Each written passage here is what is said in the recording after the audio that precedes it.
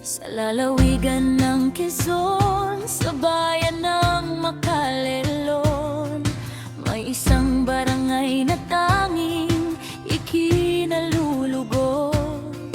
Tubigan Ilaya ang pangalan mong dakila, lupain ng kasaganaan, tahanan ng mga magsasaka. Mga bukid na kay lapad, kay linis ng tanawin, pala